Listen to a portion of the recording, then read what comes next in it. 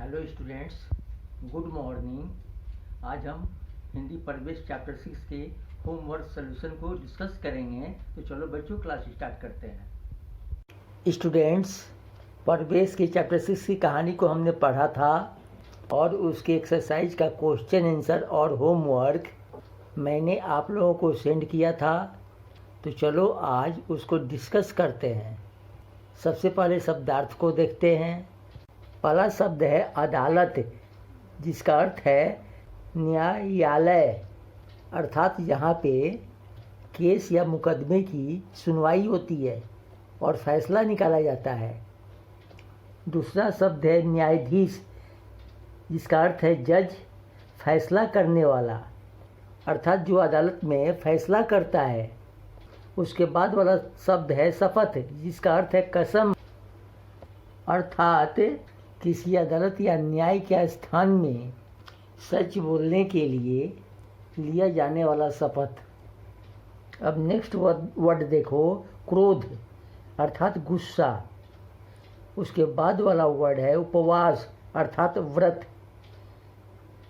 उसके बाद वाला वर्ड है जंगल संहिता, जिसमें जंगल के नियमों का संग्रह हो, अर्थात जंगल के नियमों को बताने वाला किताब।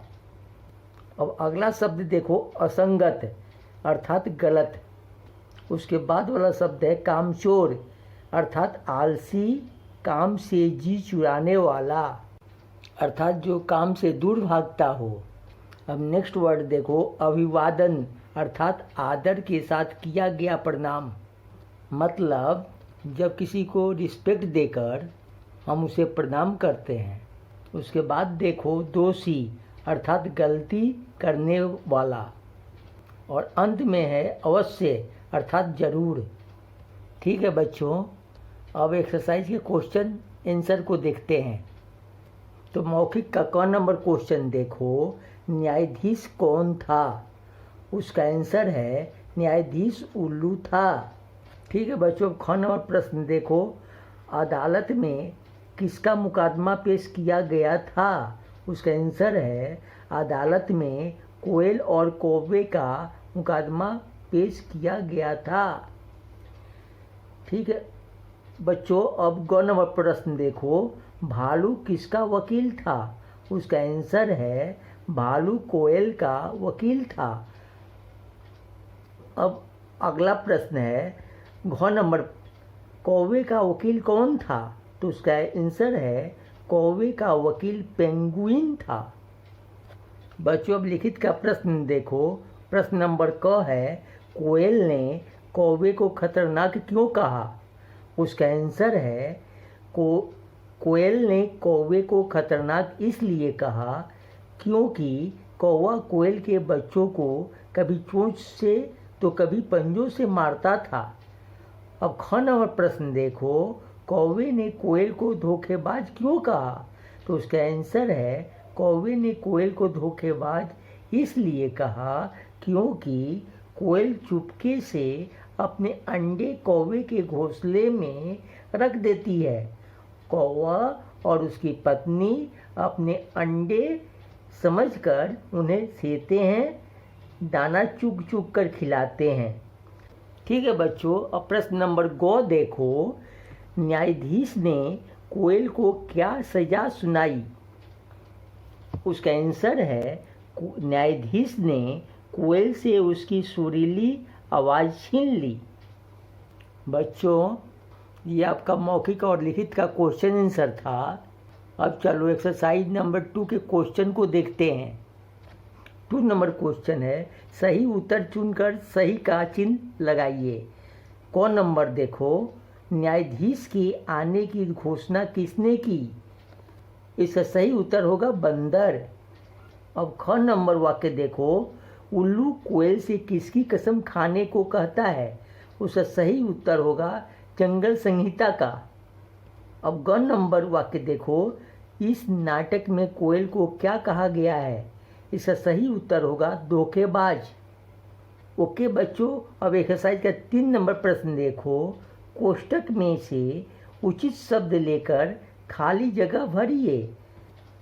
क नंबर वाक्य देखो, फाइलें लिए बंदर पीछे पीछे आता है। बच्चों यहाँ 3 ऑप्शन थे, इसमें आता है सही शब्द होगा, इसलिए आता लिखेंगे। अब ख नंबर वाक्य देखो, कोयल चुप हो जाती है। इसमें 3 ऑप्शन है, इसमें जाति सही होगा, इसलिए यहाँ जाति लिखेंगे।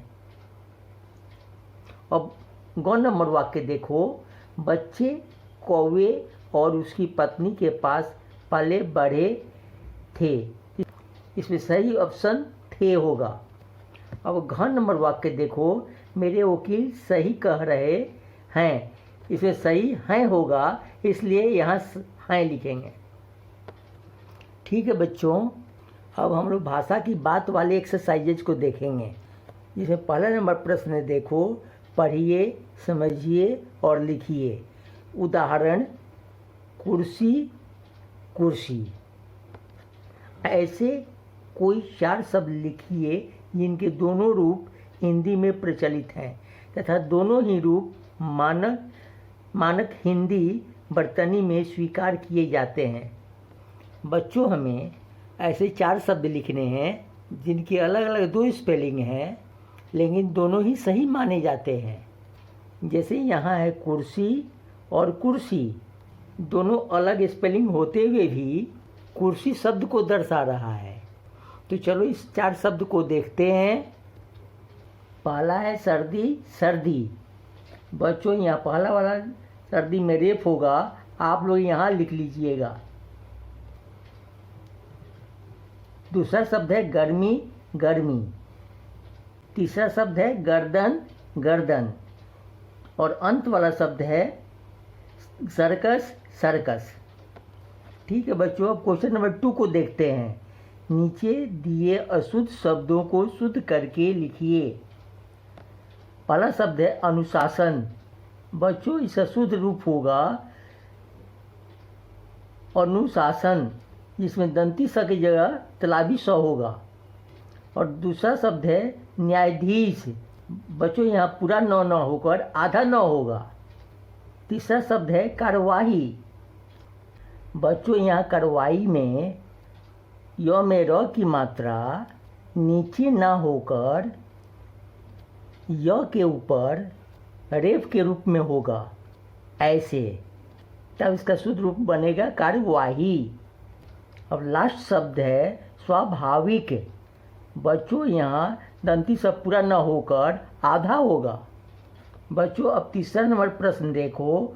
अनुशासन और अशांति शब्दों के आगे अनु और अ शब्दांश लगे हैं।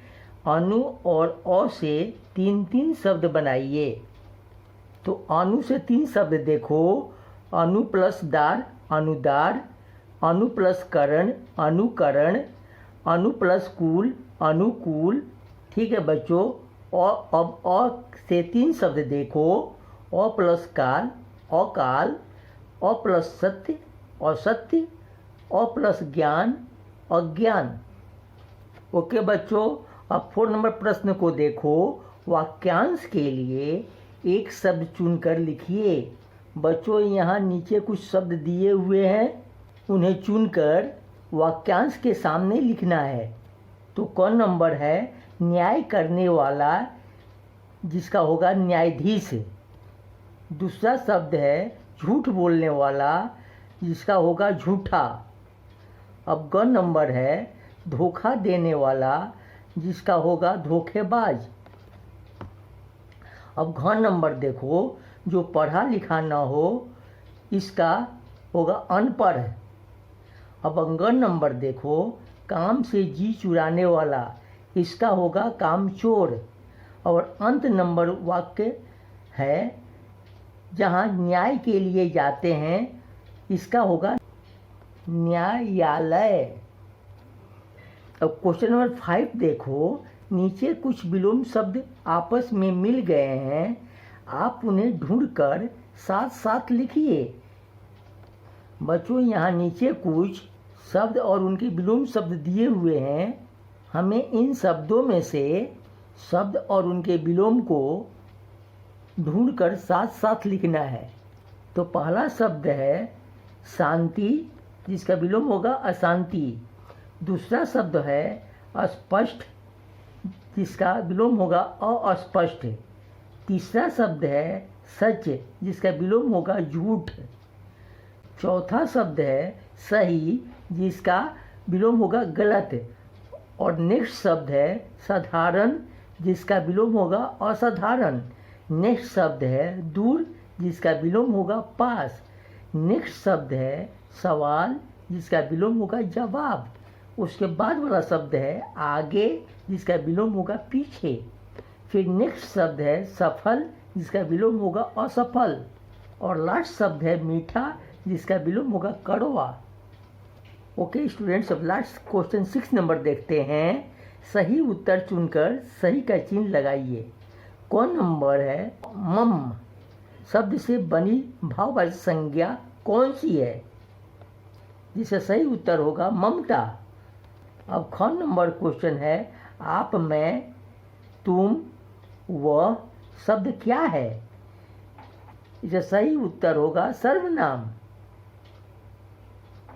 अब ग नंबर क्वेश्चन देखिए, स्वाभाविक में किस प्रत्यय का प्रयोग हो है? इसका सही उत्तर होगा इक।